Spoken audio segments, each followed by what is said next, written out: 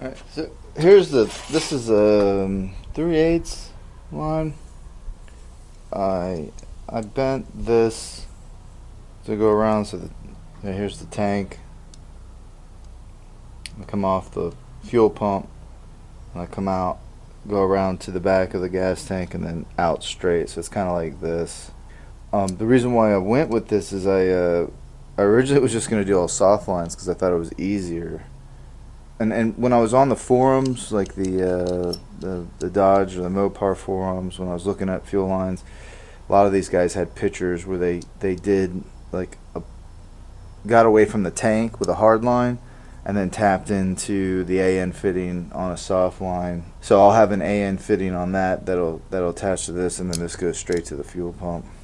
These are the Earl ends that I got. Come with the ferrule. The ferrule does all the work, kind of compresses it on there, and then I've got to make another one for my low pressure side. This here came from this spool. So this I got from Holly.com. I've got these ends at Holly.com. I'll try to put those links in the description. But this is to get me from the tank out. Also bought this. This came out to be real handy. I got this from Jegs, and it's working out great. It's how I bent these 90s. Now, when you're bending this, you can't just, you've got to kind of work your magic here. The 90s fine on the first bend. You put on your adapters here on the end, and then you come up. Now you're going to bend this way, but then you start having to, it's not a solid 90 degree the other way, right? So you're not just coming up here and going straight up this way. You have to kind of play around with it. So I'll put a piece of tape and then draw an arrow so I know where I exactly need to bend it. This had to be bent, slightly down. It's actually not that perfect, but it works. And then the other thing I got were these Fragola. I think these came off of Amazon. They got magnets here. They go in your vise, and then you're able to go ahead and put a this AN fitting wrench on there, right? So you clamp that together with your vise on each side, and you come out here and you kind of tighten it up. And that's what I did with these here. And then the other thing was this 3/8 tubing straightener. Really, you don't need it. I mean, for what I ended up with, you don't need it. I just kept kind of rolling it out like so. And that makes it pretty straight. You do have a bit of a bow in there.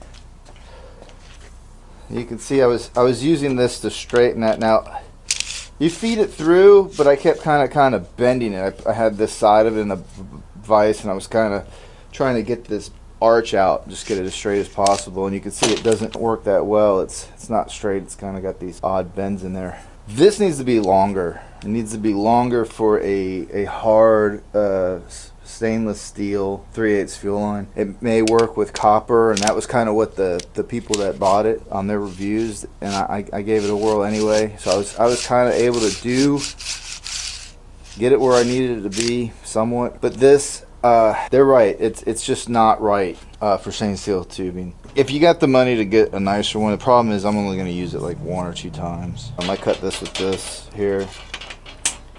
Then I would take a piece of paper here, kind of a clean paper towel, and kind of twist it up and kind of put it here in the front. And then I would sand the burrs off, sand the front, get it cleaned up with some sandpaper, and then take just kind of a pick and pull it out, and you can see the dust. And then I'll blow it out with the compressor on both ends. And I'll demonstrate this thing. I don't like crank on it real hard. Just kind of. Hopefully I have enough.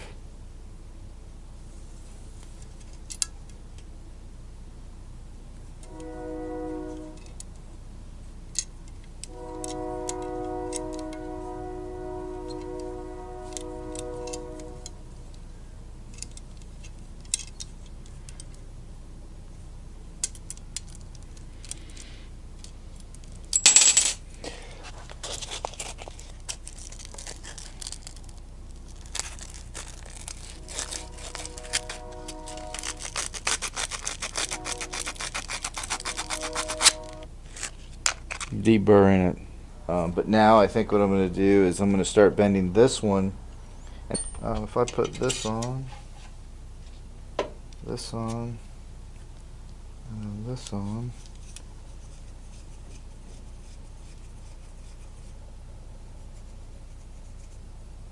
Shoot.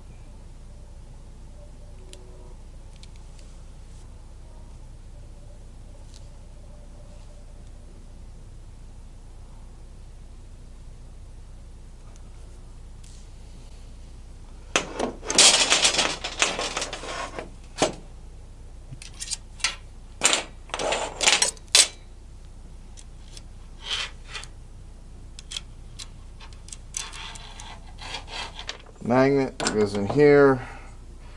I'll kind of bring it in a little bit more, get a better bite on it. And actually I need to bring it down some right here. Alright, so I put my, I'm kind of applying pressure here, and then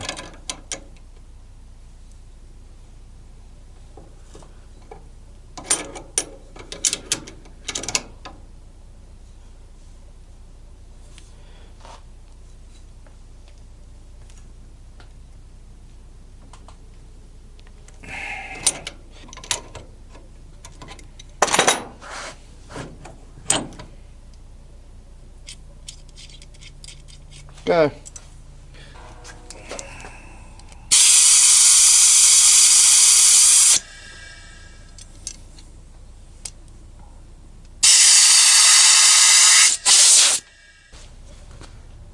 So if I measure here to here, get a piece of tape.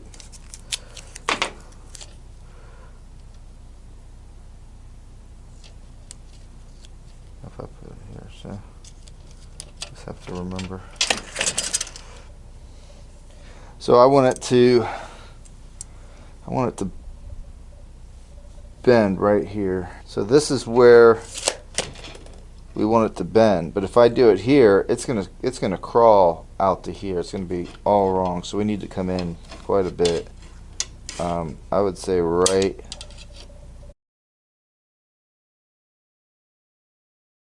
This is 4 inches from that outside bend to here, and this is gonna add an inch. So I put my mark right there on the 0. So move that there. That's what it should look like.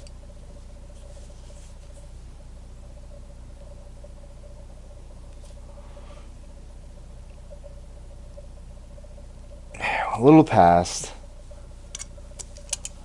Let's see how we did. 5 inches. The other one's 7, so this will fit right in. I can take this off. And now I'll go plug this up and then try to figure out where to bend back here. That's where I'll put a tape on it. I'll button this up on the male AN fitting from the gas tank, which is separate. It doesn't come with the tank. I had to add those. I'll put this in the right position next to the other line I've got, and then I'll tell it to come out this way. I'll put a little piece of tape and draw an arrow on where it's got to be, because I don't want it, I don't want to do what I did here and have them completely in line. See how they're in line? This one's got to kind of come off at a different angle over here to go straight here on the tank, and so I put this little mark here, so that's where I'd want to bend it out at. I'm going to bend it this way. Like I said, if I want it bent there, I'll go ahead and put it an inch forward.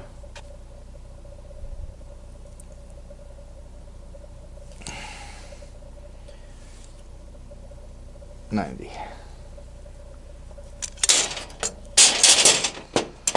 So this will go on the tank like that. Come out here, back, just like the other one, and the other one will wrap around it this way. I'll go dry fit it. And, like I said, I'm going to take these off and kind of massage them by hand and twist them. Just to, gently kind of pry them in a direction that's more conducive to where I need it to go. And then I'll use some braces to hold these hoses up on the frame. Give it some extra support, so when I piggyback off of it with the soft line's got support there. And I'll cut this down short real quick. Here's my return line. I went the whole way with this flexible Teflon based internally braided line. So this one end goes to the return on the carburetor, and the other one goes to a hard line that goes into the tank. And so there's a guy that did a video on putting these Fragola fittings on, and he does a really good job explaining kind of how he does it, and so I kind of modeled after that. And so the other aspect of it is you don't want to have put all these lines and then have a leak. So I got these ends here. This one that closes off one end, and this one here has kind of a air fitting on it. And so I'm gonna go ahead and pump some air into here. My compressor is like set to 60 psi, so you know, I don't think the fuel pressure is much more than 60 psi. I'm going to pump some air in here, and then I'm going to use some sudsy like Dawn soap in a spray bottle to kind of see if there's any air bubbles that come out, so, or if I can find any leaks in general.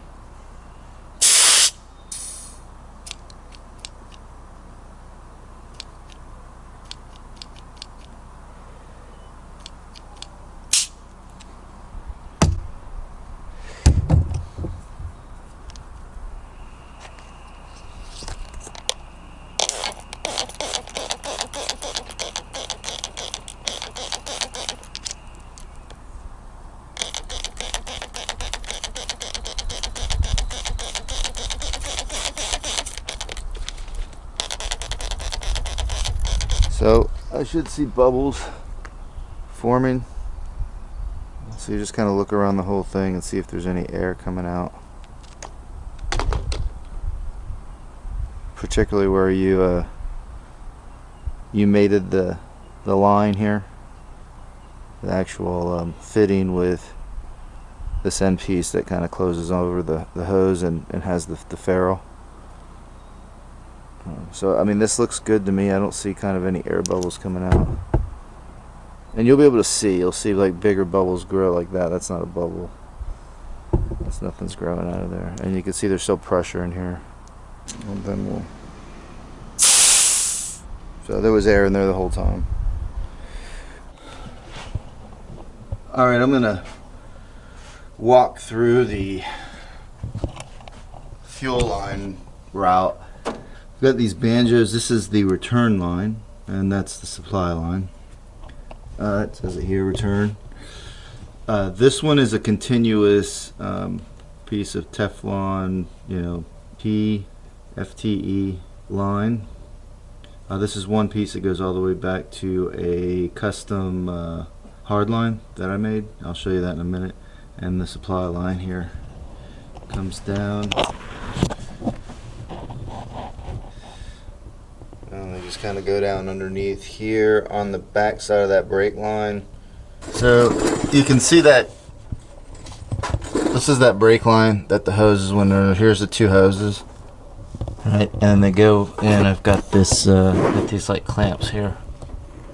Those clamps there, just kind of these like Allen wrench screws that clamp on. I've got a few of them, you'll see.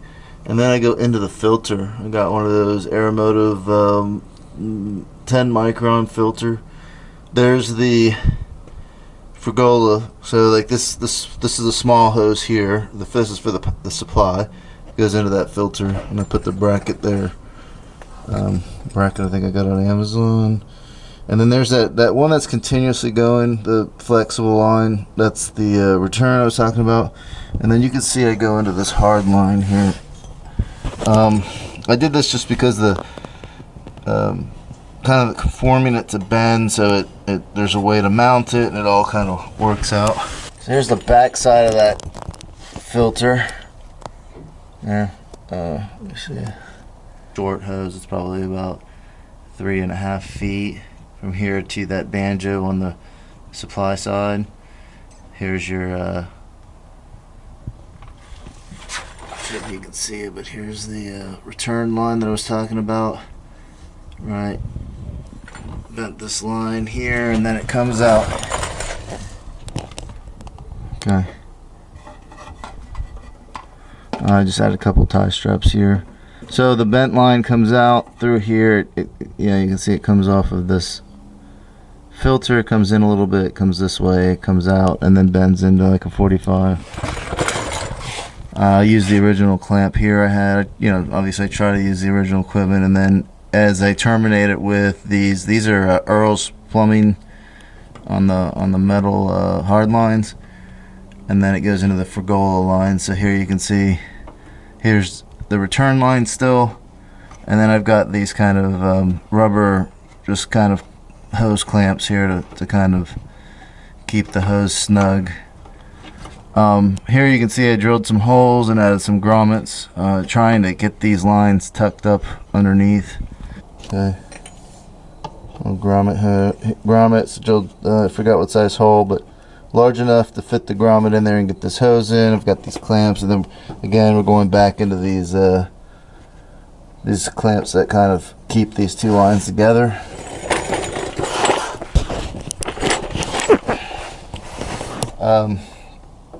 You know, again, periodically I'd put these clamps in here where it would make sense. Got another one here, this clamp, and then I get down into here coming off the back. I spent quite a bit of time thinking about where to run these lines, and you know, I had all these different ideas, and my overall main objective was to, here's another one, see how it kind of curves underneath that leaf, under that body panel, and then rides over those, rides around that edge to those hard lines. Those hard lines I made to kind of just go to the gas tank there. Right, that's the Areomotive Stealth gas tank with the fuel pump inside, and those are the wires for the electric pump. You can see here, this is, you know, basically on the, I was just coming back on the other side and mounted up against the frame and into those hard lines. So my main concern was really safety. I was going to run them on the back side of here. I had, you know, you can see in the other video where I showed how to make these lines. They're different, concepts the same, but I had the lines coming out the back. I was originally going to try to route them around here, but it just seemed like it didn't make much sense later on. And one of the pivoting kind of moments I had where I decided to go this route is I went and got I had the old hard lines. Actually, you can see that's a part of an old hard line. I cut off the ends, and I kind of dry fitted it up on the car, and they actually run on the outside. So, from a factory design perspective, I ran the lines, the fuel lines, the exact same location, the best I could, that were done in factory. Only difference is they're not hard line all the way through. In retrospect, if I were to do this again, I would buy the factory hard lines in 3/8 size and then cut off what went to the carburetor and the gas tank, like cut off a certain distance from there that made sense, and then add your Earl's fittings here, the male ones, and then go ahead and get a little bit of this Ptfe line, and just finish those up from the end of this hard line to the front of the hard line. That's your easiest route. I wouldn't go with these lines. Well, actually, I'm sorry. You can't do that here. You need, I mean, coming off the tank makes more sense to come off with a hard line. And so I don't know if they make a hard line that's from tank to the front, but I would go ahead and kind of figure that. I would probably make some small hard lines to come up, and then tie them into the existing hard line with just some Ptfe lines in between there. But at least on the undercarriage, it might even be worth just to buy even if you went like a little bit from here to here, buy the factory lines and get it up to about here, and then put these on and get it all set up with some custom ones. So that's it. Like I said, it was safety. I didn't want to get into a car accident and have this be in a bad spot, or a spot that was less more dangerous than it would have been from factory.